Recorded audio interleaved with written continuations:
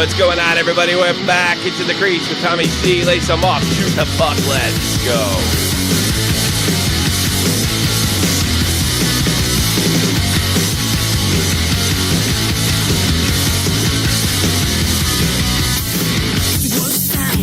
What's going on, everybody? This is in the crease with Tommy C. Nobody in my crease today. Dead on Dave has the Joe Cronin Raw review today. So I'm going to do a little solo show for me. You can call me at 718-395-7660. And what we're going to be talking about today, the subject I found most interesting at the time that I posted the video, would be none other than David Backes' lack of supplemental discipline. Before I get into that, listen, sorry, I haven't been broadcasting lately. Illness, burnout, a few other things going on, and I had daddy-daughter day last weekend, so I probably needed a little bit of a break. And then the Super Bowl, it's really tough to generate interest with the Super Bowl. Yeah, I'm sure I'm being a big baby, but you know what? It's not like I'm making a hell of a lot of dough on this thing. So you can eat me. Yeah. But at the same time, we try to put out, I think we've already had more in the crease episodes than total Shot from the Point live episodes. So yeah, we didn't do Shot from the Point live. Probably should have. Every year, I want to cancel the Super Bowl, and I end up doing it. And this is the one year when I put my foot down and said no. But I was thinking, you only did one in the crease episode all week last week, so believe me, it crossed my mind. But I was sick earlier in the week. You could kind of see that I was out of it almost altogether on the one episode that I did do. But we'll keep doing it in the crease until the season ends. And of course, we're on Shot from the Point live all through the summer and everything that's going on just about every week in the summer. So we're back. I'm back. And like I said, sorry I couldn't be there, but some things take priority, like, I don't know, sanity. All right, let's get into the David Backes and his hit on Carl Alsner of the Washington Capitals. And it came through today that there was no supplemental discipline for Backes. And I don't have a problem with it. But here's what I have a problem with, and it's a theme that we've been talking about since the start of the show in the playoffs of 2012. David Backes is a star. He's a captain. And there was probably little or no chance due to the fact that Alsner turned his back at the last minute. And it was kind of I know Backes didn't do that on purpose. It just happened simply too fast. That being said, you're responsible. I think the refs made the right call. But as far as discipline's concerned, we've seen this, especially under the Shanahan regime of the player safeties group. It really depends on your skill set. The higher skills gate, the limited amount of games you would get. If this had been Zach Ronaldo or John Scott in San Jose, if this had been any player that has a history of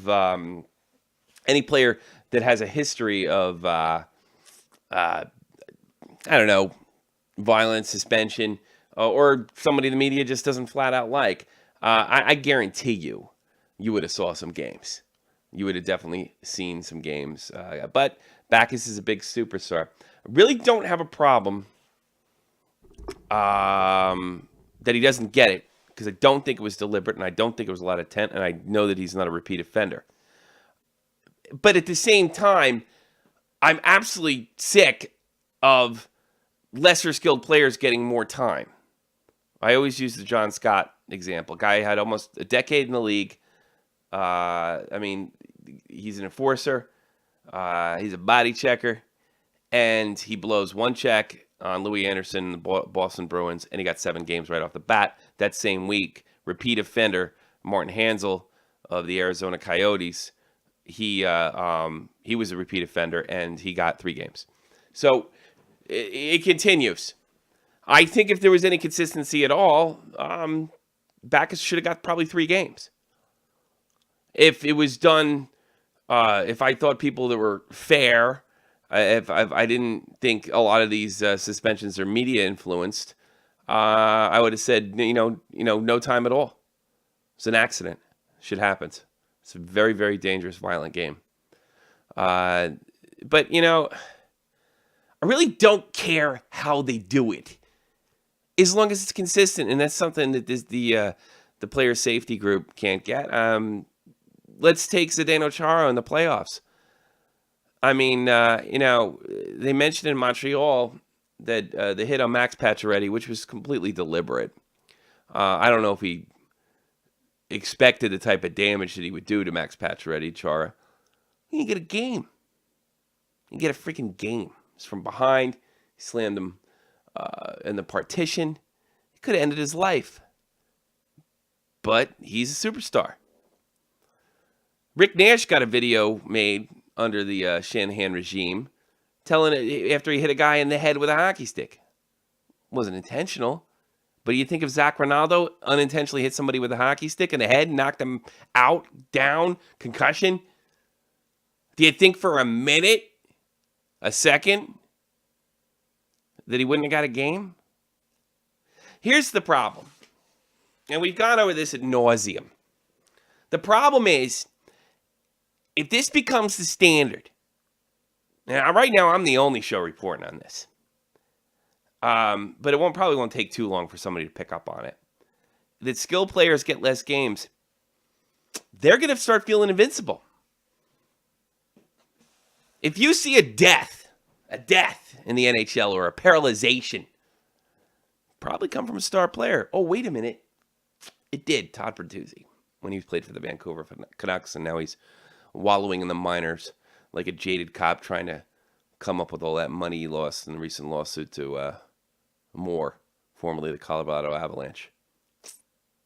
Guy probably could have been playing. He was a star. You're going to get, these stars are going to feel invincible. And yes, yeah, stars don't normally fight and stars don't normally get suspended. But you're going to give them a license to kill. And then where are we going to be out?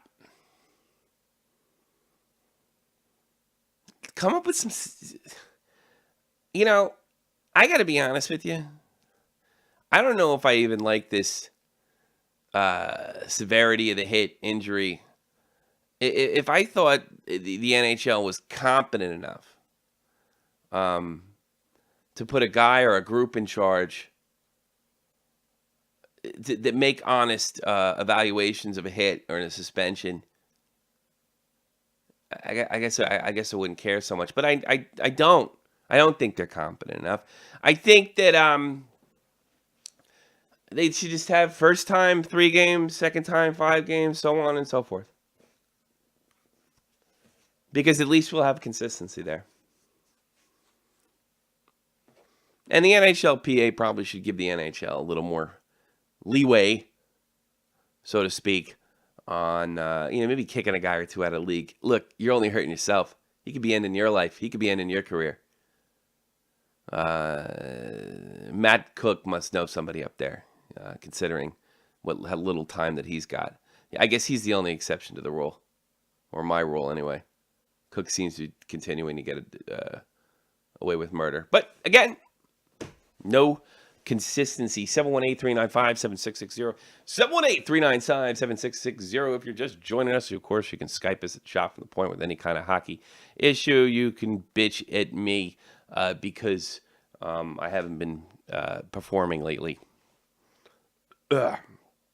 Tough. I know. I do my best for this stuff. Not a lot of money in it. Not a terrible lot of money. And it looks like we only have 2 viewers today because, I guess I haven't been too consistent. Well, it hurt myself in the end. Look at it that way. I got a message. I almost want to know what some of you guys think of this.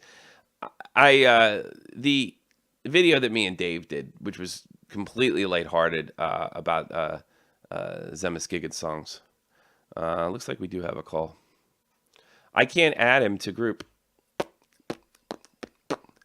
I can't add anybody to group. Oh, well, let's take this one first. There we go. 347, you're on the air. 347, you're on the air.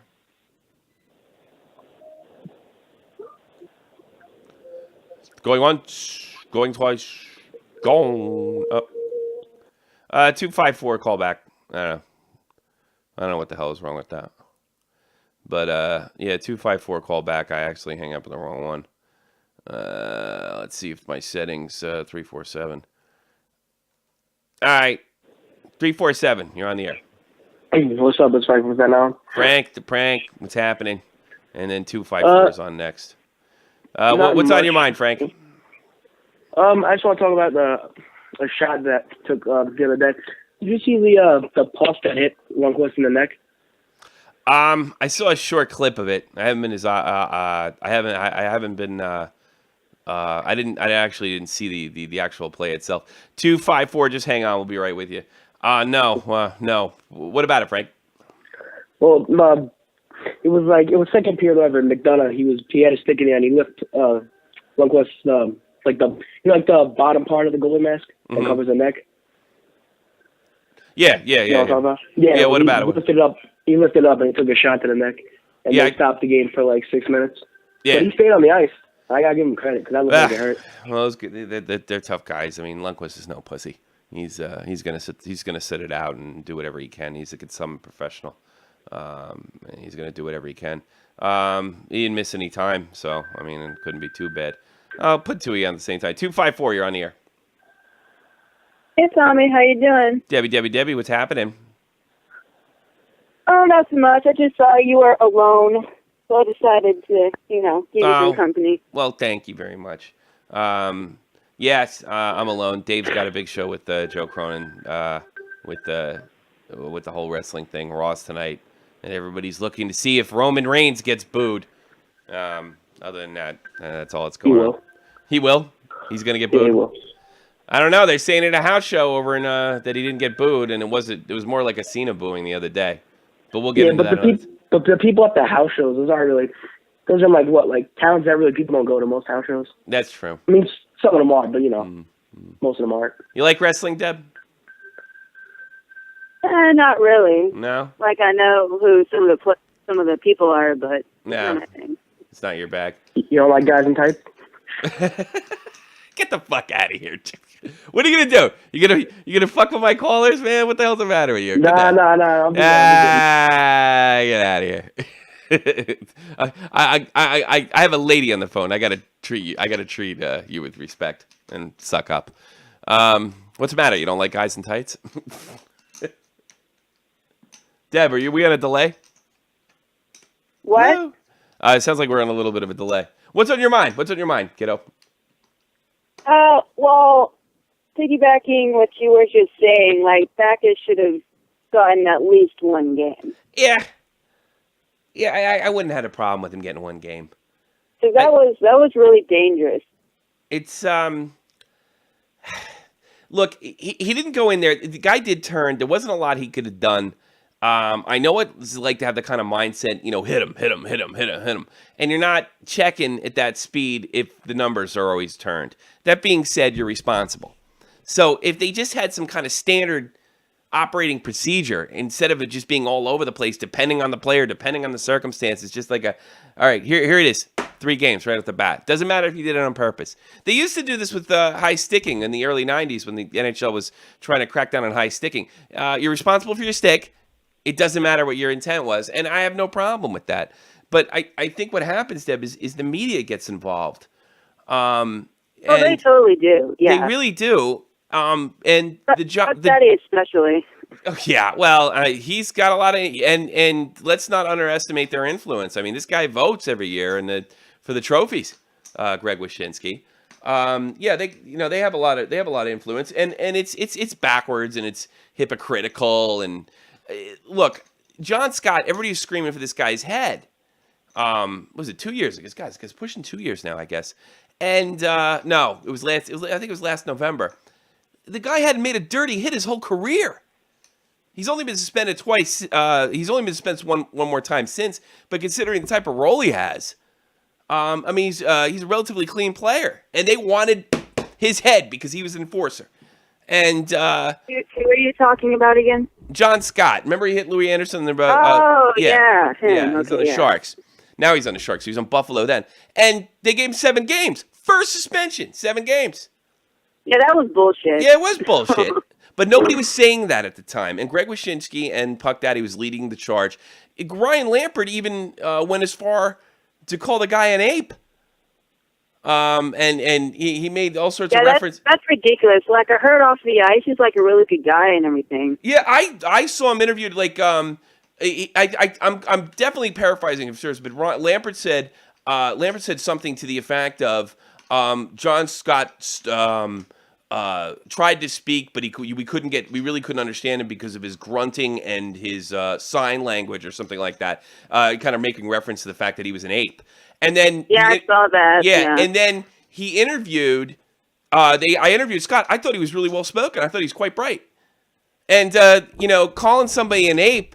Why don't you try that with PK Subban, motherfucker? I know. Yeah, exactly. I would die of laughter. Yeah. I would love to see that happen, but I mean, not for PK Subban because I love him to death. But it just shows you how hypocritical they are, and they drive just because of the double standard of it all.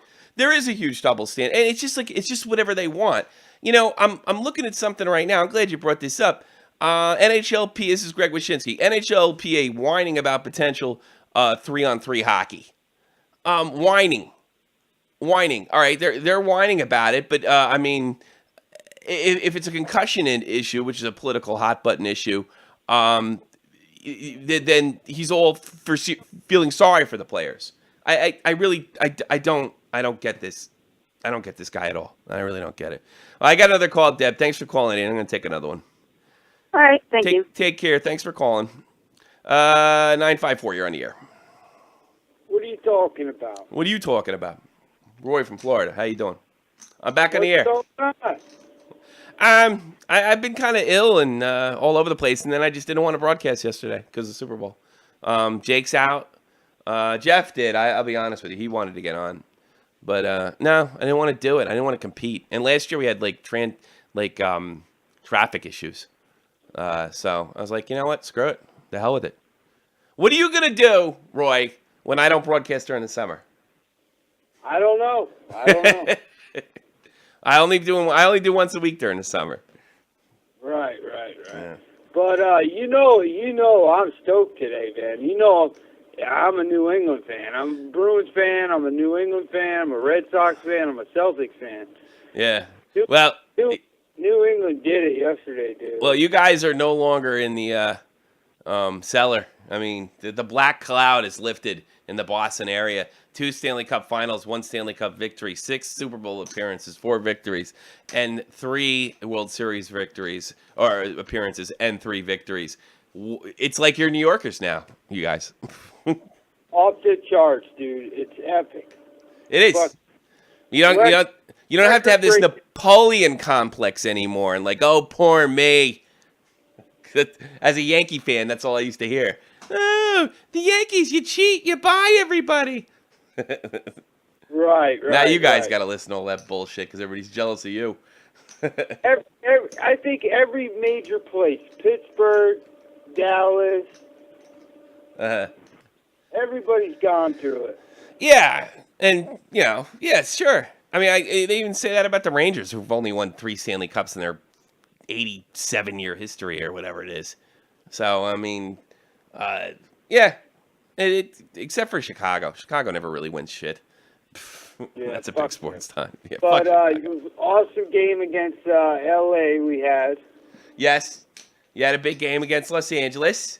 Char was just one-handed, people. One-handed him. He was handling him with just one hand. He'd stick his arm out and just move the guy out of his way. I tell you something, and maybe he just needed a little fire lit under his ass in that injury.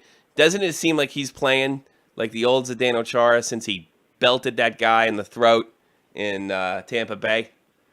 Yeah. It seems like he was physical in this game. I tell you something. Upper management did a great job over there lighting a fire under those guys' asses. And they responded to it. They didn't back in a quarter, didn't cry like a bunch of babies. They responded to it, and Boston looks like the old Bruins again, and they look like a real threat. Here's what I got for you. What do you think about dealing Milan Lucic? Not really productive season for him. Would you? I mean, this guy was he's a very important part of this hockey team the last 4 or 5 years. What do you think about dealing Milan? Some fucking bitch has got his balls in a fucking wad, man. They're just letting him ride. You think so? On the team, It's got to be a woman. It's got to be a woman, dude. Without a doubt, it's a woman. Yeah. And everybody on the team knows it. They know he's going through it. Yeah. I didn't know. I didn't know too much about these guys' personal life. I try to stay out of it unless it. I do. I don't really. Well, unless it's funny. Otherwise, I don't care. I don't laugh at people's divorces unless they. I don't know. Like, how do you not talk about Tiger Woods' wife throwing a golf club through the back of his car? I mean, how do you not cover that? Right. All right. I'm going to end it, Roy. I'm probably going to close it out. I'm not as sharp as something's wrong with me. I think I'm sick again or something. Just not that sharp. Tomorrow? You coming tomorrow? Yes. We'll be going on a regular schedule, and we'll be on Sunday. I'll be on Sunday. Right. Dead on Dave will be here, too. He just needs a day. He needs a day because he does the other show. So.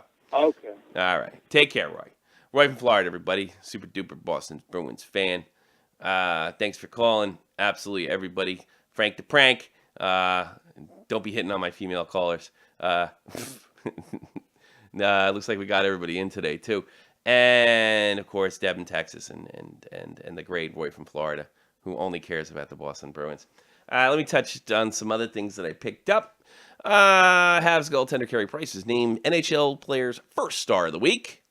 And in other news, after clearing waivers, it appears that Yevgeny Nabokov is set to retire at the age of 39.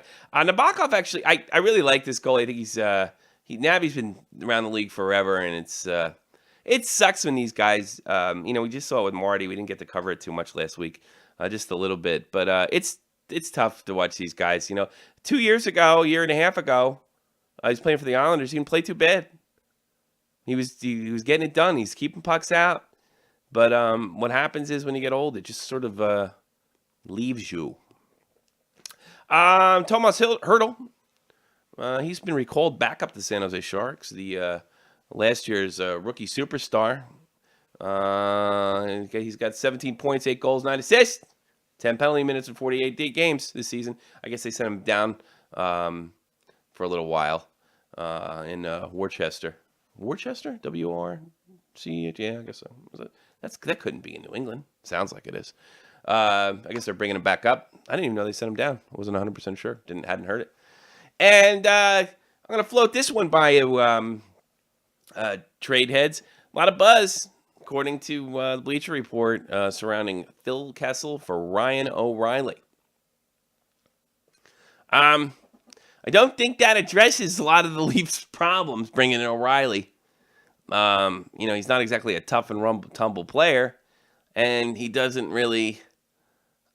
He's not a scoring threat like Phil Kessel. I don't know. I don't see. The only reason I could. He's a great player, but he doesn't have the scoring prowess. Doesn't take many penalties. Damn, did he win the Lady Byng last year? Ryan O'Reilly? A lot of rumors around that. I don't think it really changes too much. I don't know if that's a advanced stats move, or just get rid of Kessel because he's a cancer in the locker room. And that's what they can get. They get Ryan O'Reilly. That's interesting. We're only a month away from the trade deadline. I'm thinking about actually going live and reading them off as we get them. And that'd be really interesting. I think so, anyway. We'll take the last call tonight. And 347, you're on the air. You're the last caller tonight. All right, hold on. Didn't mean to be rude before, but I got one to say. That is the dumbest fucking trade I ever heard of. Yeah. Why they're gonna get rid of one of their top 3 guys? I mean, don't get me wrong, the other guy's good, but is that really, like you said, that's not gonna solve their problem? No, it just may be them getting rid of him, Frank. Well, yeah, because they have that problem. Yeah, they got a problem. They lost to Arizona the other day. Arizona, that's an easy win for anybody. Yeah, it's a bye week for anybody. Exactly. I don't know what to I don't know what to tell you, Frank. Leafs suck. And no, they do. I think you can scrap this season. You could flush it down the toilet because what they're going to do is they're going to get rid of. They're going to put Dubas and Shanahan are going to have a complete takeover this summer. I think you're going to start seeing players come from out of nowhere. And we're going to see what advanced stats does, because the Toronto Maple Leafs are going to be the first total advanced stats team, the first analytics team. And we're going to see how it works. That's not a good idea. Yeah, I don't know. I mean, here's the thing. On paper, this is the stupidest trade ever. But it's not like they're winning with them either. So it may be time to rebuild. You know what I'm saying, That's brother? true. But also, I mean, I agree with you. They should rebuild. But another thing with Kessel, he shows up when he wants to. So I see the problem. Yeah, I think that's the only reason to be traded. And, O'Reilly's a solid player. He's going to show up every game. He's going to give you everything he has. So, I mean, it's not the worst trade in the world. But, yeah, you're getting rid of all your firepower when your team's not playing very well. So I think you can scratch. If they make that trade, well, look, we're going to have a pretty good idea whether the Leafs are going to make the playoffs by next month, too. Yeah. All right, brother. Let me end this show. You take care, Frank. Thanks for calling in. Glad to see you back. All right, brother. All right, that was Frank the Prank, Staten Island, New York. Grew up right across the bridge from me, brother. Right across the bridge. Last night in the National Hockey League, the Arizona Coyotes take the Montreal Canadiens 3-2. 3-2. Big win for Arizona. That's usually a bye week, come to think of it. So wait a minute, Arizona won 2 in a row? They beat 2 of the Canadian teams? I guess so. Been a little out of it lately. Holy Christmas. The St. Louis Blues, they take out the Washington Capitals 4-3. And the Nashville Predators, the best team in hockey, takes care of the team that you're supposed to like because Sidney Crosby's on it. They smack the smack out of the Pens 4-0. The Minnesota North Stars and those Nucks in Vancouver. Minnesota gets a win over the Nucks. 4-2 is your final. And tonight in the National Hockey League, only 3 games. 7 p.m. Eastern Standard Time, the New York Rangers host the Florida Panthers. And in Winnipeg, hope they don't blow their playoff spot, my 2 favorite sort of on-the-brink teams at the beginning of the season, the other one being the Calgary Flames. That's right, Winnipeg will be in Calgary. They do need this victory. Let me tell you something. February wins mean something. They're always underestimated. I can't even go through the amount of teams that don't take February seriously. This is it. We're getting down to the nit and the grit. After they play that Winter Classic, you better have your shit together. Because right now, any kind of long losing streak is going to keep you out of the playoffs. Speaking of not making the playoffs, the Edmonton Oilers will be in San Jose for the late night game at 10:30. That's right. Thank you very much, Devin, Texas, Frank the Prank, and Roy in Florida. Thanks for bearing with me on this solo show. Big shout out to Frenchie Ben in Montreal, Quebec. He corrected us on some stat issues about Tom Barrasso. I'm actually recorded them, and we're going to touch on them with Dead On Dave tomorrow. And until then, get out of my crease.